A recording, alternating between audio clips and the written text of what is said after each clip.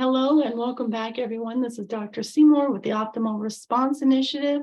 Stay alert, stay alive, and thrive. The training continues. During this episode, I share my realization that there's a continuum response line for everything, because without the extremes, we can't be aware of a continuum between those extremes. I review the ORI continuum response line, giving you a way to get out of the knee-jerk reaction trap and find a way to respond better, or better, capital letters. Anything is better than worst, with the goal of choosing which direction one wants to move, which is towards optimal. We all know that it is easier said than done, though. The ORI continuum response line is an empowering tool for you to choose your response. I also briefly touch on other ORI continuums regarding awareness. Where is your focus focused? Internal location of control to external, biology to environment, body to mind, the facts of a situation, all the way to our behavioral response, which we hope is optimal, and we have tools so that it can be more optimal. Communication from passive to assertive, which is optimal, all the way to the far right, aggressive, which is the most extreme. No boundaries to optimally personally identified and set boundaries, all the way to rigid. Cycles and styles of relating from one way, my way or the highway, to reciprocal. I challenge you by asking, where do your emotes rank in your chain of command? And yes, movement has a continuum from stagnant, unmotivated, to taking action, motivated. I also discussed the neuromodulator dopamine and its role in the continuum between what we want and what we get, highlighting that effort is required, aka taking action. What occurs when dopamine levels are high as well as low? How to get back your get up and go that may have got up and went a decade or more ago, by focusing on the basics first and then discussing how one might catapult their dopamine levels out of the rut it may be in, below baseline, back up to baseline and even above baseline, reminding you that this is possible if and when basics are consistently accomplished first. I define my personal definition of a capital letter need versus a lowercase letter need. Both are important, but you are responsible for the first one. I share a personal story about how I behaviorally moved through a hard season in my life, I believe it or not, catapulting my dopamine levels way above baseline, and I didn't even know I was doing it at the time. And finally, I share the most extreme I know of in the Bible, fear, the kind that is based on shame and condemnation and guilt, and perfect love, which casts out that fear. And I share a 40-day devotional PDF book that God wrote through me in 2011, entitled Perfect Love Casts Out Fear. This is the quote from Viktor Frankl: between stimulus and response, there is a space. In that space lies our ability to choose our response. In our response lies our growth and our freedom, Viktor Frankl. I had a hard time getting out of the knee-jerk reaction trap. And I always loved Viktor Frankl's book, A Man's Search for Meaning. In this quote, between stimulus and response, there is a space. In that space lies our ability to choose our response. In our response lies our growth and our freedom. And because I'm such a visual person, I saw in my mind's eye the continuum response line in between the stimulus and response. So it actually is that space for me. And so are the tools that are associated with it. And I hope they help you as well. So one of the first continuums I want to look at briefly, and all of these I'm looking at briefly, where is your focus focused? So at any given moment, we're dealing with many things at one time. Internal location of control is where I am focused on my thoughts. So my self-awareness, my thoughts, are primary in optimal response to the external environment. So the external environment is definitely paid attention to because we don't live in a bubble, but we are trying to operate more often than not from an internal location of control, recognizing the external, but not letting it boss us around. And then in association with that, we've got a default mode network. In the middle, I have mode of network continuum, but to the far right is our deliberate mode. So we may default to a less than optimal mode, a knee-jerk reaction mode. We want to be working towards a deliberate mode, choosing our response. And I will say that while the initial ORI continuum response line has to the far left worst and to the far right optimal, with lowercase better, capital better, all the way to the far right optimal, some of the continuum response lines are going to be showing the middle as the optimal location to be operating from, because that is the balanced place in the midst of these two extremes. Some of them, however, and you'll know them when you see them, to the far left is going to be the worst, and to the far right is going to be the most optimal. Or to the far left will be the lowest intensity, and to the far right will be the highest intensity, for example. All of these slides will be available to you, but you can listen and we can just talk about the fact that we have extremes and we have continuums, and we are constantly working to find our balance and or what direction are we moving towards in our response. So we have either operating from an internal location of control, which in the ORI, Optimal Response Initiative, that is our goal, not to be stuck in the knee-jerk reaction trap, reacting to all the people, places, and things, the external, reacting to everybody else and everything, reacting to everybody else reacting. And we are also working to respond deliberately based on our morals, our beliefs, our goals, our boundaries we've set for ourselves, based on deliberate mode. Optimal awareness of self and environment is in the middle on this one. This is about perception is key. To the far left, we have dissociative. So this level of awareness is a lack of bodily awareness or a removal of conscious bodily experiences. In the middle is interoceptive, an internal focus, surface of skin and within the body. So from skin to within. And then to the far right, we have exteroceptive, which is the external focus, everything beyond self, beyond our skin out there. In regard to perception, being aware of how aware of self we are, from me, myself, and I, my skin, and internally, to my thoughts, emotions, bodily awareness, to also being aware of what is going on in the external environment. And I don't want to be so hyper-focused on the internal that I cannot optimally interact with my external environment.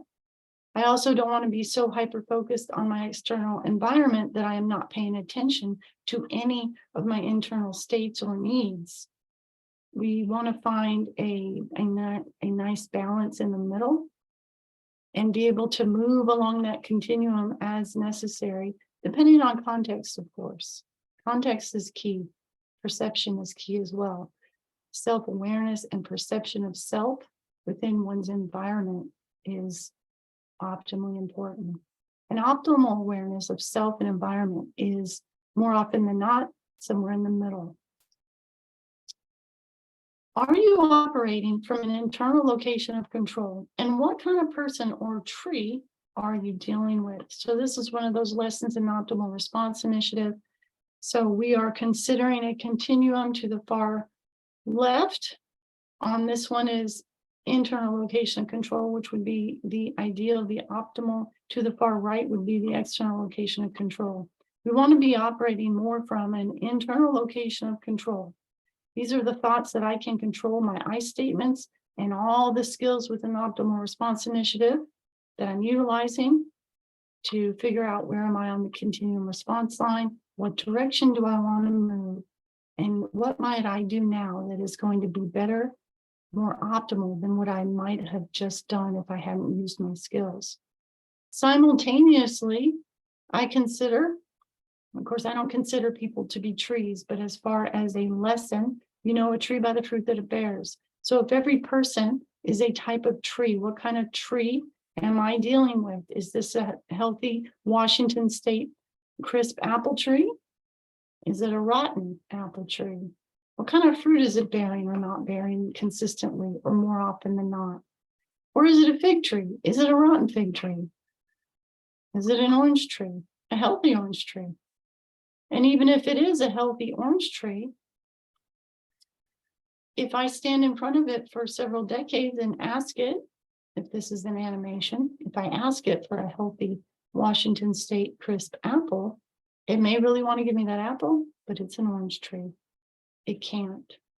So how realistic are my expectations based on the type of person I'm dealing with and what they can or cannot reciprocate or provide in this relationship? So it's something important to think about. And the more I'm operating from an internal location of control, me, myself, and I, being aware of my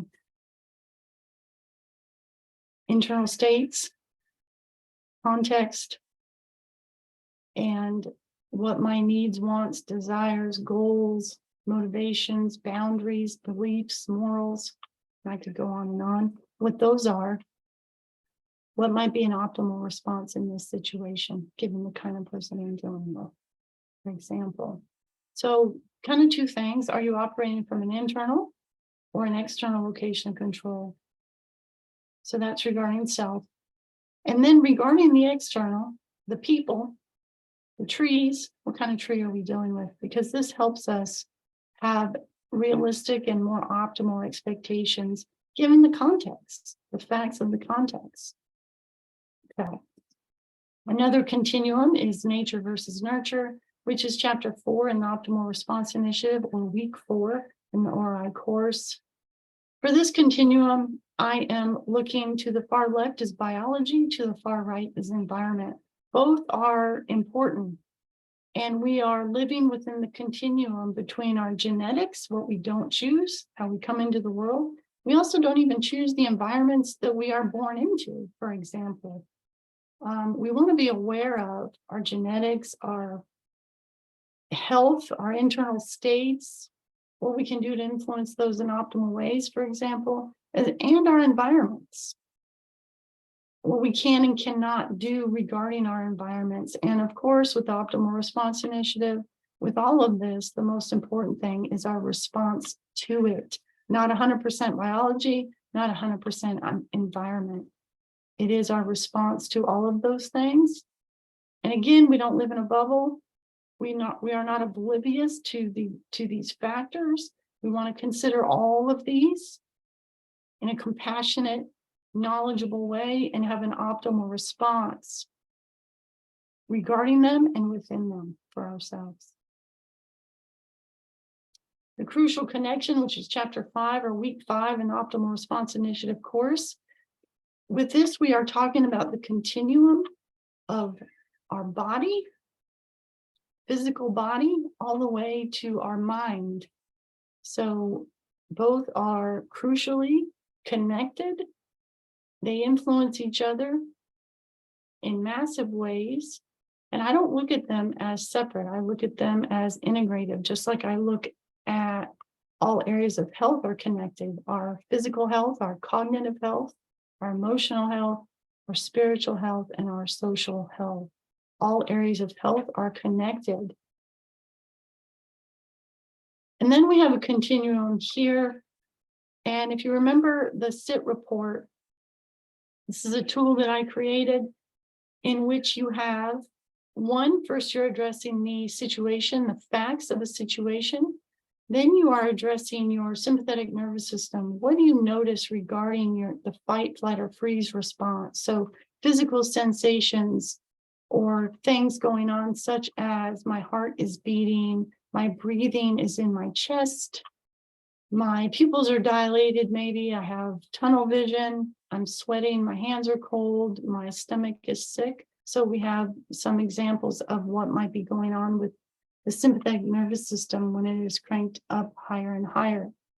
Then we learn about how to pay attention to our thoughts. What are we thinking?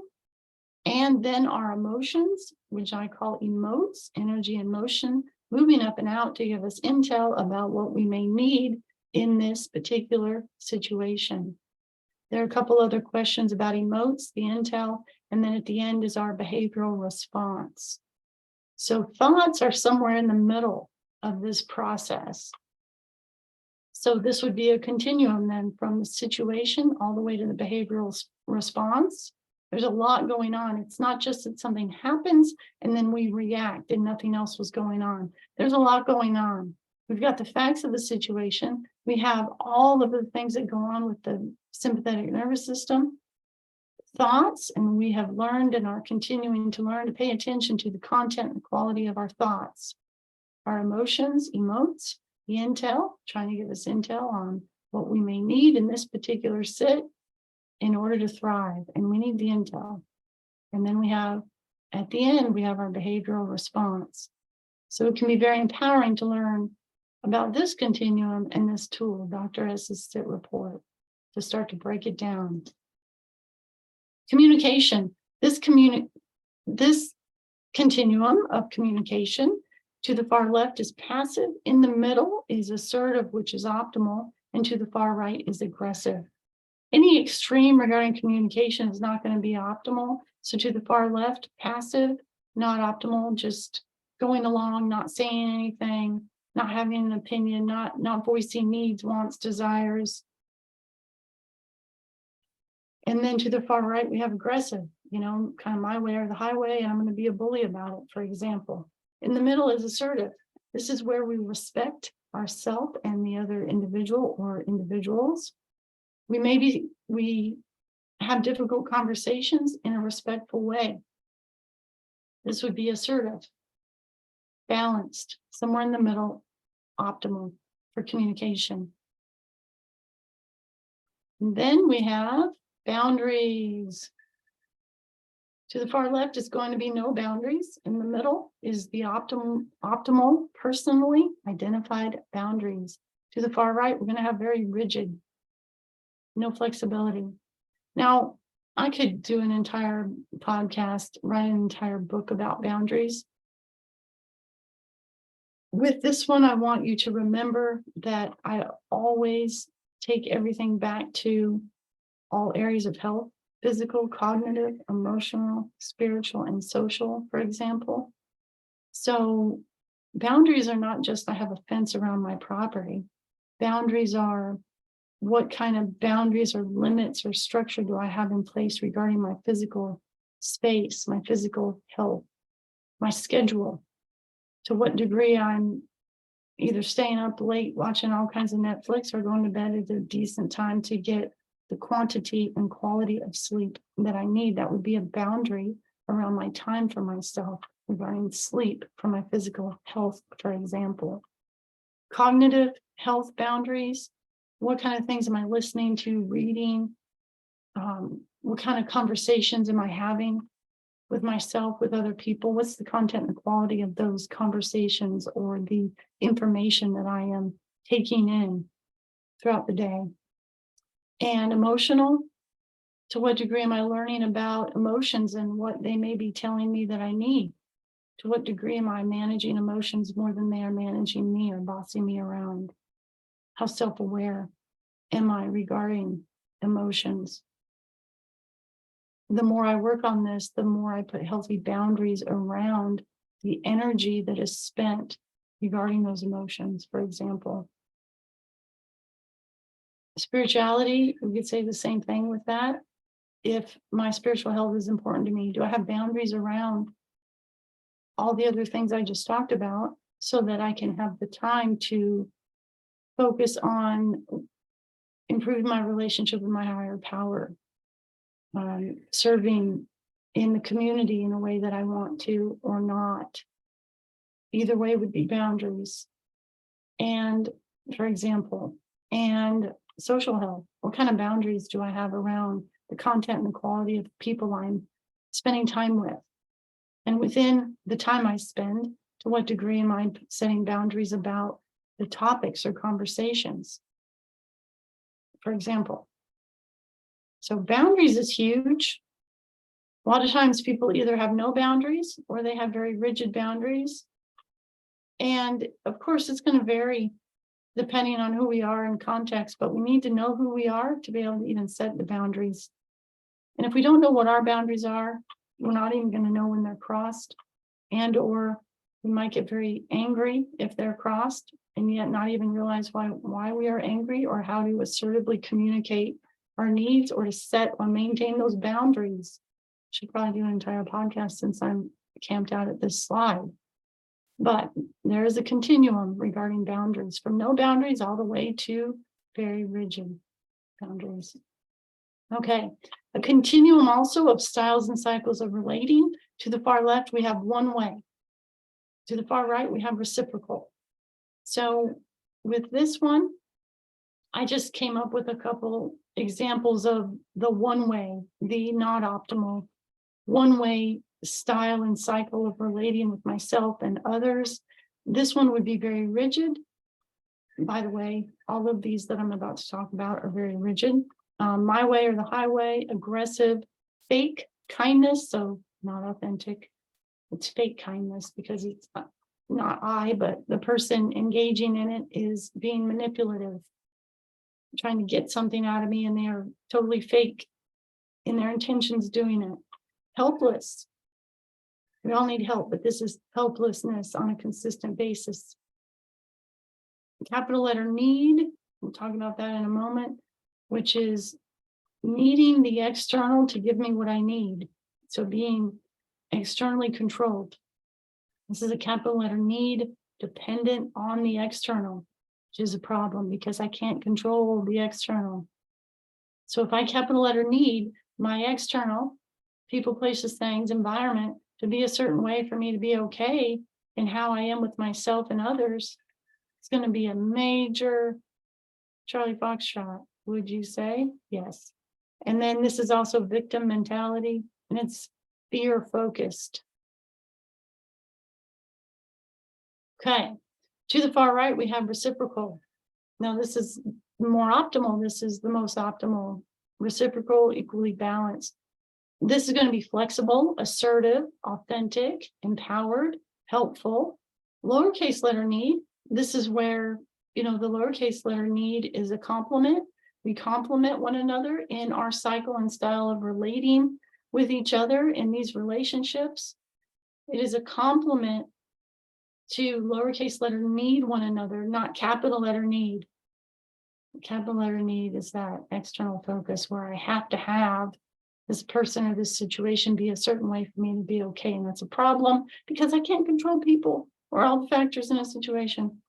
Okay, so reciprocal is lowercase letter need, this is just Dr. S's description of these things I've come up with to help myself, and I share them with you. Reciprocal is also a victor mindset, not a victim. And this also encompasses love, hope, the dream, the goal. We are focused on love, hope, dream, the SOP of working towards optimal, basically. It's love focused, not fear focused. So this is the continuum of styles and cycles of relating. An optimal response initiative, this is chapter 12, where we talk about less than optimal and more optimal styles of relating. I just thought of a continuum that kind of encompasses either very rigid one way or reciprocal, balanced and equal. I give, you give, we give and take in equal measure. Okay. Now, this came to me as I was organizing this podcast, and I thought this was interesting. Where do emotes rank in your chain of command? Because as you know from other podcasts or from doing ORI, I talk about emotes, which is the intel trying to move up and out to give us intel about what we need, right? So every emotion has intensity from lower intensity to higher intensity. So we could look up the emote mad in a synonym finder and get many variations, many synonyms of that emote. energy moving up and out within us to give us intel about what we need. And we are not just mad at the 50-yard line. We are not just rageful, 100 plus, and we're not just irritated, so it's important to consider, where are we on this continuum? And if I can get a hold of my, for example, irritation sooner than later, then I don't have to get a speeding ticket going 100 miles per hour or 100% intensity, having a rage reaction that is out of context in my day-to-day life. I want to get a speeding ticket on a neighborhood road, i.e. my living room with my family, because I have a reaction that is like on NASCAR. That would be a speeding ticket with the madness because I'm reacting in rage, for example. I talk about a lot in the Optimal Responsive Initiative. Yes, emotes are intel. So we don't want to stuff them and not get the intel. We also don't want to just not be self-aware, and all those other continuums we talked about before now are helpful to utilize so that we can have more awareness regarding our thoughts, our emotions, perceptions, the facts of a situation, context, cycles and styles of relating, whether something is within our boundaries or outside our boundaries, whether they're being respected or not, etc. And we want to be aware of the intel, definitely, and factor it into our optimal response. Use it to help us figure out what we need. It's a lot more manageable to address a need when I'm irritated than wait till I'm rageful, for example. Emotions are important, but they are not the entire story. So while I teach people not to stuff the emotions, I teach people that the emotes are intel for this land of thriving, and we need intel. But they are not the only and the most high-ranking thing in a situation. So let's look at this. Where do emotes rank in your chain of command? So I have them as the situation, the facts of a situation. I put that as an E1, okay? And E2 is going to be the sympathetic nervous system. All of these are important, okay? But we'll find out in a moment what I think is the highest ranking in chain of command.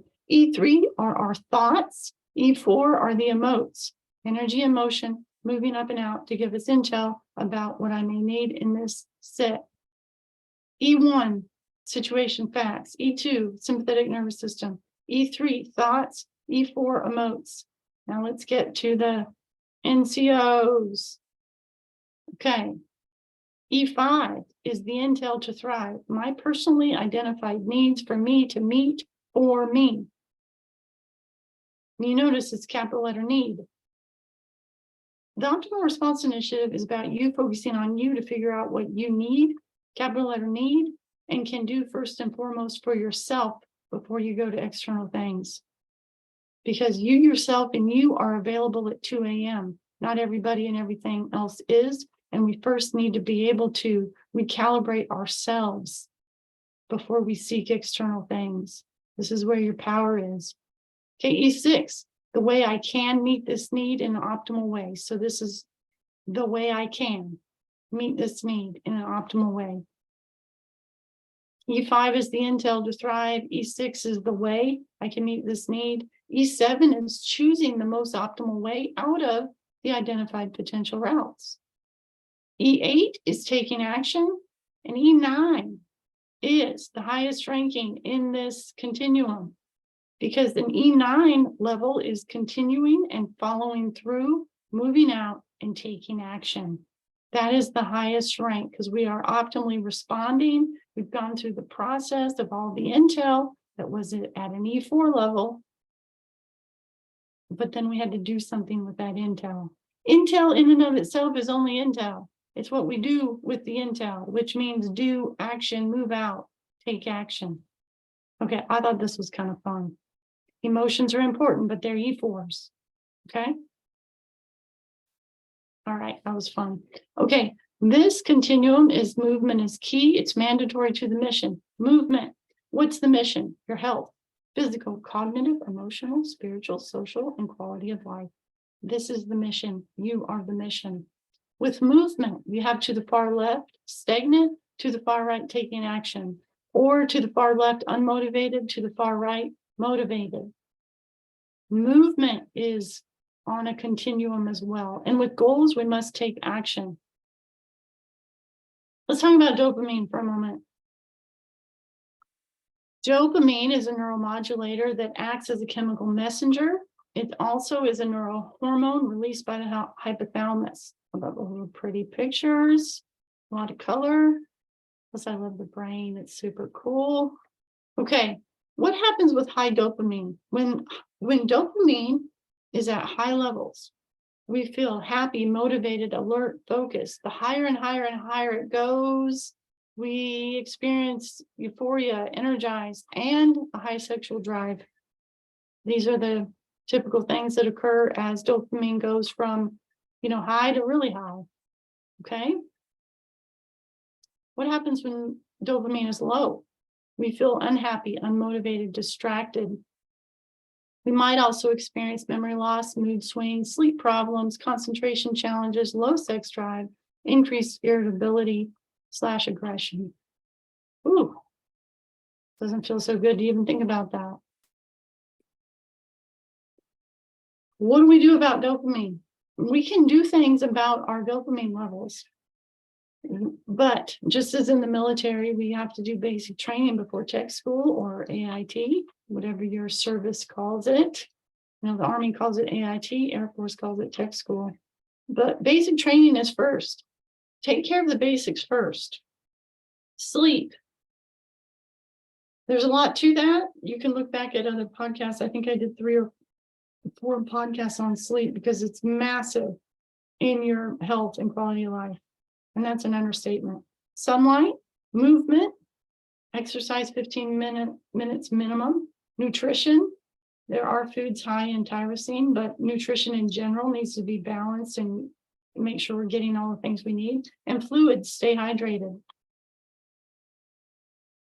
So what we're eating and what we're drinking or what we're not eating and not drinking is going to impact us. These are the basics: sleep, sunlight, movement, nutrition, and fluids. Take care of the basics first. If you don't take care of the basics first, Charlie Foxtrot. Or if you want to put it in normal terms, which I don't like the word normal, if we don't take care of the basics,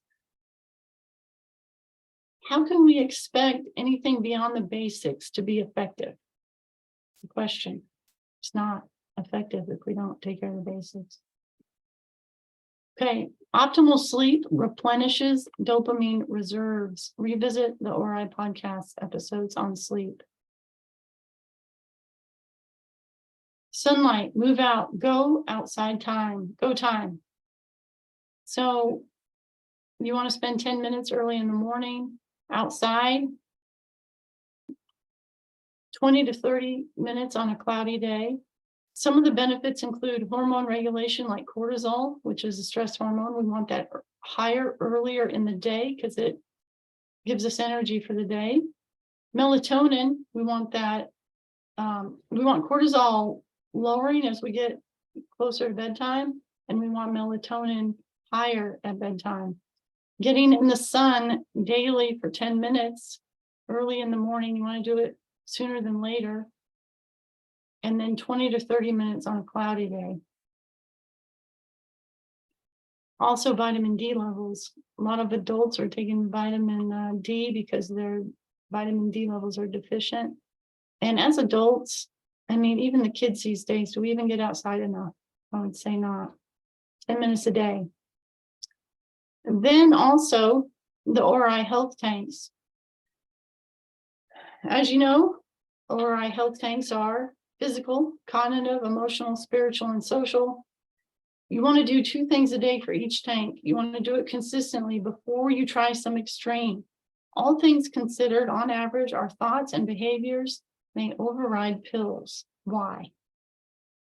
How can addressing our health tanks and doing 2 things a day for each tank, or not addressing our health tanks and not doing anything for our tanks and running around on fumes, how can that override the effect of a pill? And I'm not saying any particular pill. How is it that our thoughts and behaviors could override the effect of a pill? Or behaviors or non-behaviors? Well, I'm here to say there is no magic pill. Like, pills can have an impact. Medication can have an impact. It has an effect. Obviously, there's an effect, because then you also have the side effects. But also, our behaviors influence the effectiveness of the medication or lack thereof. So, for example, if I take a diet pill, but I eat the same or more, calories in will still exceed energy burned, and I'll stay the same or gain more weight. If I take a pill for depression, but I stay in bed and I don't do 2 things a day to fuel my health tanks, nothing will change. Well, I may actually end up more and more depressed. Effort is required. There is no magic pill. The pill, medication is part of the story, but it is not the entire story. Just like emotes are intel. But emotions, intel in and of themselves, is not the whole story. They're important, but they don't have the highest rank. It's the action we take. It's our response. It's our behavioral actions that we take that have the highest rank, the highest impact in our life. And the same is true with medication. Effort is required. Decide and take action. If you decide but don't take action, you'll be worse off, because between wanting and getting, effort is required. So this is my definition of a need, capital letter need. ORI training focuses on that which one can do for themselves, operating from an internal location of control, meeting one's initial capital letter needs in optimal ways first. We don't look to external things, people, material things, etc., to give us what we, capital letter, need, as this would be operating from an external location of control. To lowercase need things from people is healthy, as we do lowercase need one another. However, capital letter needs are for you, yourself, and you to identify and meet in optimal ways first. Nobody else can do for you what only you can do for you, and you need, capital letter need, to identify that need, capital letter, for you first, and then take optimal action. So this is my definition of capital letter need. This is what we do in the Optimal Response Initiative. Only you can identify the capital letter needs, and only you can figure out how to meet that need in an optimal way. And that is your responsibility, and that is how you become empowered in thriving territory.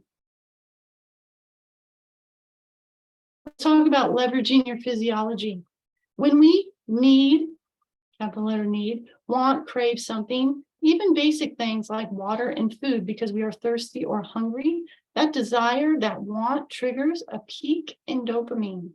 After the peak, dopamine, naturally drops below baseline. It is this drop below baseline that motivates us to go and get what we, capital letter need, want. We physically feel the need, increased want, craving, desire to take action in order to get the thing that we need or want. The more we think about the thing we need, want, crave, desire, and the more we don't take action to go and get it, the more pain we feel because our dopamine is below baseline. And I have the ORI continuum response line. To the far left is worse, lowercase better to the 50-yard line, capital better, all the way to optimal to the far right. To the far left, also from worst really to the 50-yard line, I also have hopeless side, unhealthy. When we get to the 50-yard line and we are moving towards the right, this is more the hope-filled side, the healthy side of the continuum. And we want to be moving to the right. Anything is better than worst. And P.S., your body and dopamine don't care what the it is.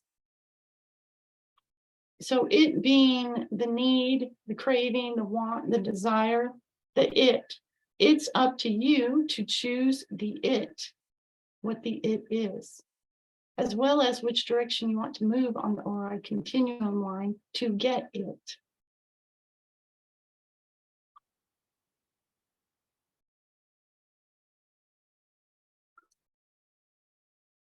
So essentially, we can be focused on unhealthy things,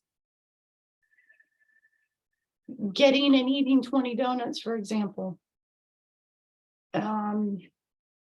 spending all my money shopping, smoking 2 packs of cigarettes,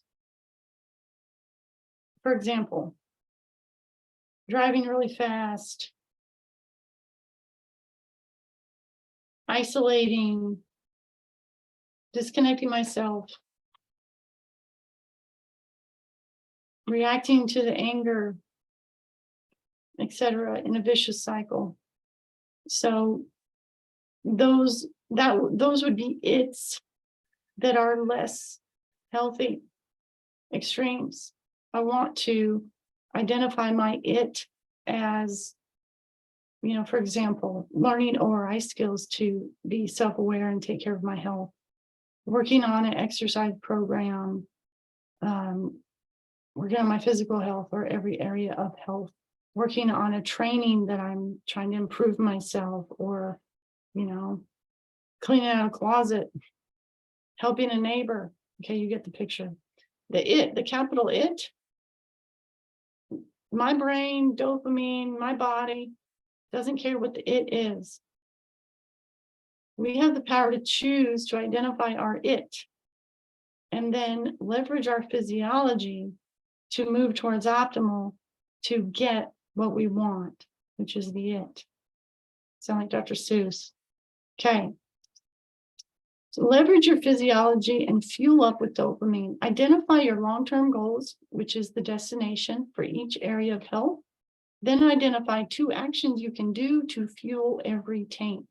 2 things for each tank: physical, cognitive, emotional, physicals. I said physical twice. I'm really emphasizing physical. Social, I left out spiritual. So if spiritual is important to you, definitely consider it. I do. So 5 health tanks, 2 things a day for each tank. That's 10 daily actions, movements, taking action. And P.S., dopamine is your physiological fuel. Leverage your physiology. If you physically feel like your get up and go, got up and went a decade or 3 ago, here's what you do to catapult your dopamine out of the below baseline rut it is in. Leverage your physiology and do hard things. Make a list of 5 things that are harder, more uncomfortable than what you are doing, such as sitting on the couch or lying in bed as you try to get the go you need, capital letter need, to get off the couch or get out of bed, for example. So make a list of 5 things that are harder to do than what you are currently doing, more uncomfortable, not dangerous. No, don't say what I'm not saying here.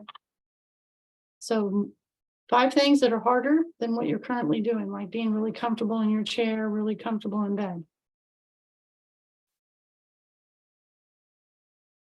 Okay, so quick story. Gosh, it was 20 years ago, because my son is almost 25. So it was about 20 years ago. So a lot of you have heard this story. I've talked about it several times, and but I haven't always shared this. So let's see. So my son, Jacob, when he was 10 months old, we were told he was profoundly deaf.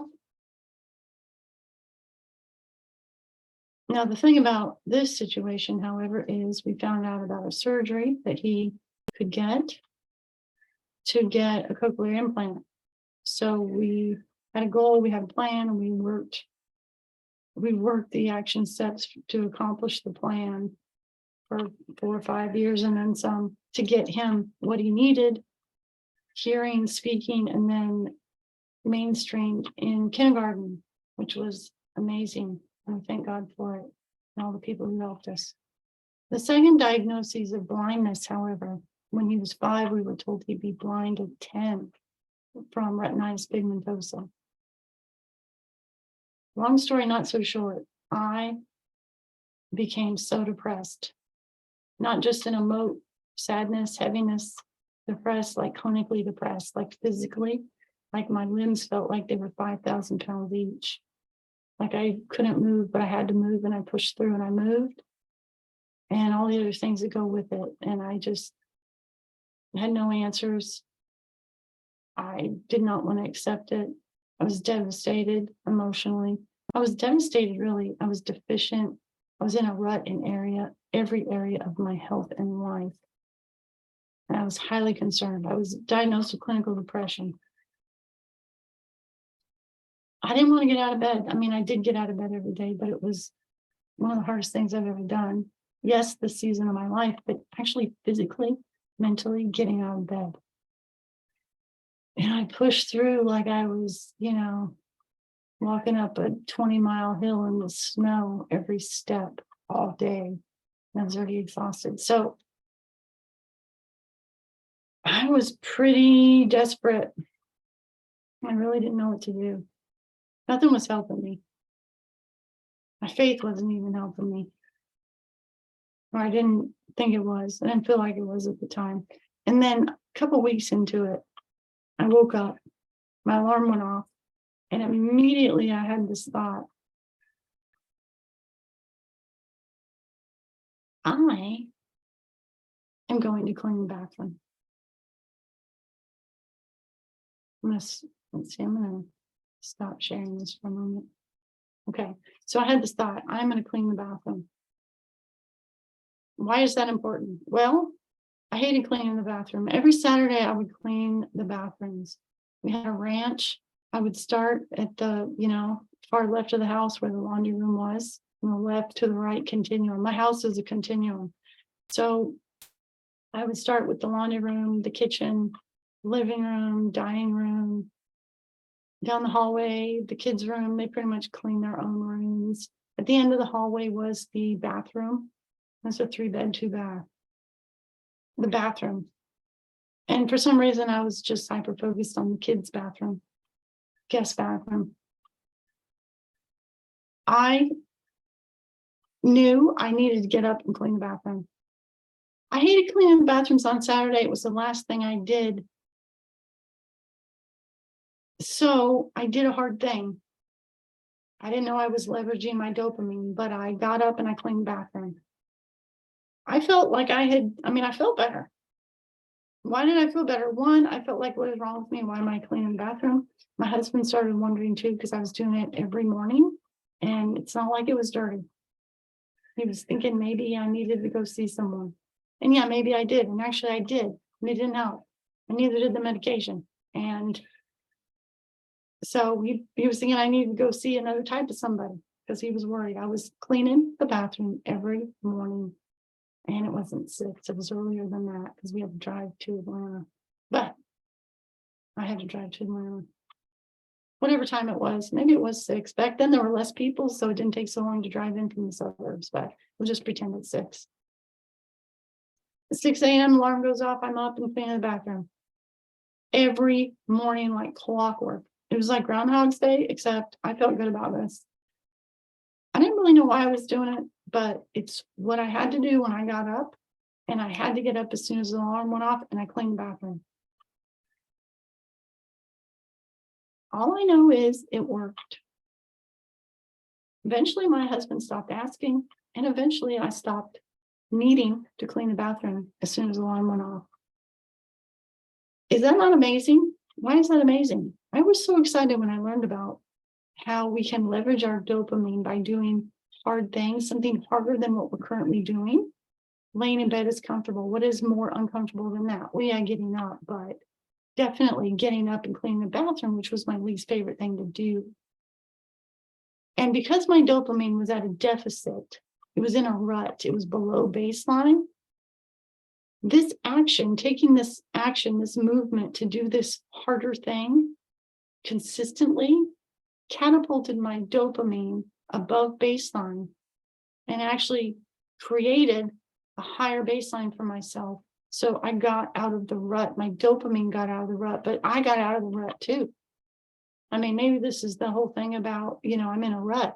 Well, maybe the dopamine is in a rut from being wiped out from devastation in all areas of health and life. Maybe. And maybe it's not 100% our fault that we're in a rut. Well, it's not anyway. But what can we do about it? How can we optimally respond to this rut? Think positive, do this, do that, do a gratitude journal, whatever. That doesn't help when you're in a rut. I mean, it's not like a catapult thing. Nothing against those things. I'm just saying it's pretty powerful to learn how to catapult your dopamine out of a rut. So do hard things. So 20 years ago, I did this and I didn't realize I was leveraging my dopamine. It's pretty exciting though. Secretly in the back of my mind, I was always kind of worried about myself, but I didn't really care because it worked. So I wasn't that worried about myself. Cleaned my bathroom every morning for several weeks, probably 3 or 4. And then I didn't need to do that every time my alarm went off. I was able to get up and I got out of that clinical depression rut, which was a deficiency in dopamine rut. Okay, I'll share my screen again. Hopefully it works. So that's my story and I'm sticking to it. I hope it encourages you. What can you do? How can you leverage physiology and do hard things? So here's some examples. Of course, clean the bathroom, number 1. Mop the floors, dust, change bed sheets, ride a stationary bike for 15 minutes, walk stairs for 15 minutes, clean out closets, make the coffee for your partner, your roommate, do meal prep for the week. Depending on your level of mobility and without causing any additional damage to your body, of course, engage in physical activity, run or walk a mile, go to yoga, go for a walk for 15 minutes, go to the gym, schedule the doctor appointment, clean out the garage or begin to do push-ups for 15 minutes if you can. And of course, any of this is if you can, you know what you can and can't do physically. So you don't want to do anything that's going to hurt yourself. You want to do things the degree to which you can do them to help you thrive and help your health.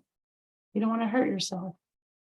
Do physical therapy exercises for 15 minutes. I did physical therapy, had 9 surgeries in 18 months at Mayo, and that physical therapy will kick your tail. It's exhausting.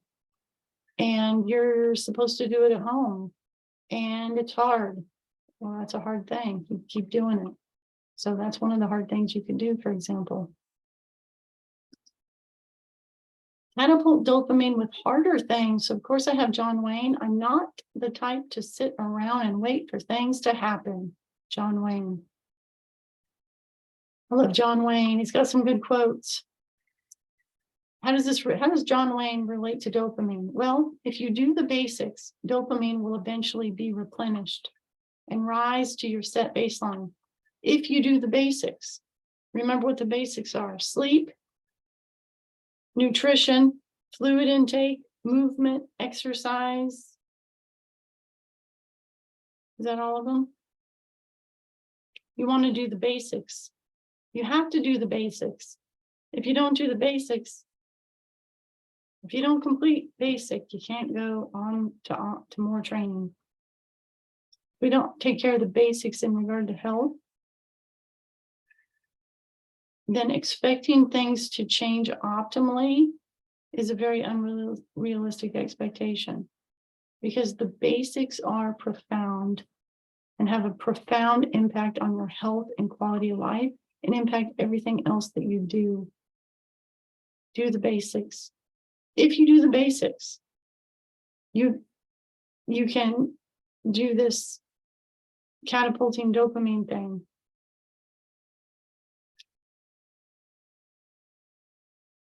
Or improving dopamine. I mean, we want to improve it, and sure, we want to catapult it. We got to have like decent baseline of dopamine fuel in the first place. So be sure that you're doing the basics. Know that you can also do some things to catapult your baseline levels to and above baseline if you are doing the basics. For example, cold water exposure. And this is being uncomfortable in the water where you want to get out, but you can tolerate staying in it for 1 to 3 minutes. So, for example, taking a shower and toward the end of the shower, turning the water cooler, not freezing. Don't do some extreme freeze all the way to the far right. You also, of course, with anything, and we have the verbiage on the podcast that we are not giving any medical advice. I am not your personal therapist. For example, you want to speak to your medical team, you want to address things based on your health conditions and do what is safe and optimal for you, and not doing extreme things. So, for example, with this example of cold water exposure, taking a shower and towards the end, turning it cooler and cooler. And as you acclimate, you could make it cooler and cooler as you go, possibly, throughout the days and weeks.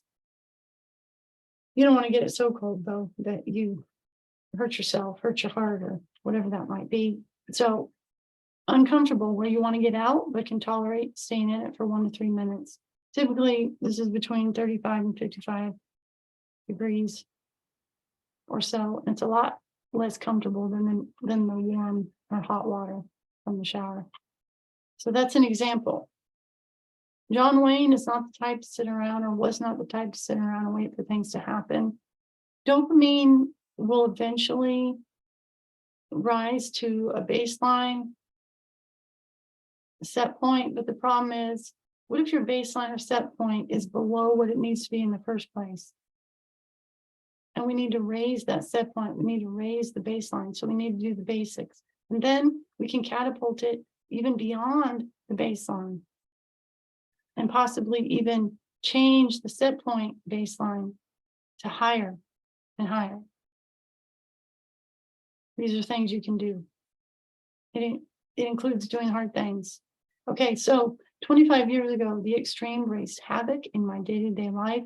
Now I use them to make ORI continuums so I can find my optimal response instead of a knee-jerk extreme reaction. And here's another continuum, and this is the final one I'm talking about today. To the far left is fear, to the far right is perfect love. So I only found one scripture with extremes in it. In the Bible, Ecclesiastes 7:18, a wise man avoids all extremes. Context is key, though. They say study the Bible within context, study continuums, and use continuums within context too, okay? So I thought about it, and I thought, the biggest extreme I could think of in the Bible is fear, the kind from the enemy regarding punishment, guilt, shame, and condemnation, and the extreme opposite of that, which is love. God, who is love, casts out fear. Then God brought to mind the 40-day devotional he wrote through me during a 12-month period in 2011. And so I share this gift with you today with the downloadable link. May God's perfect love, the God of grace and comfort, fill you, casting out all fear. When fear shows up, you have the power to choose to focus and meditate upon and within God's perfect love.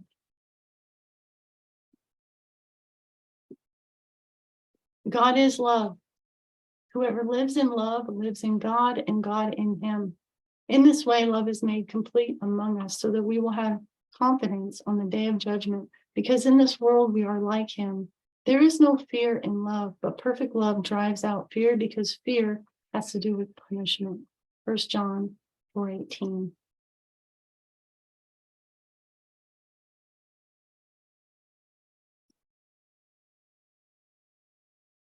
And on that note, I will wrap up today.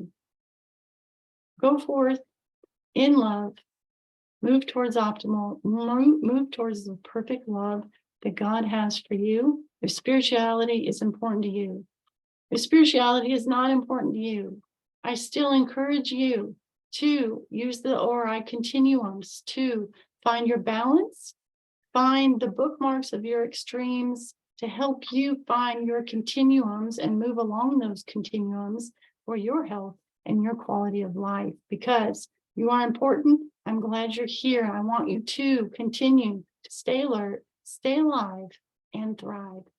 And I'll see you soon. Training continues.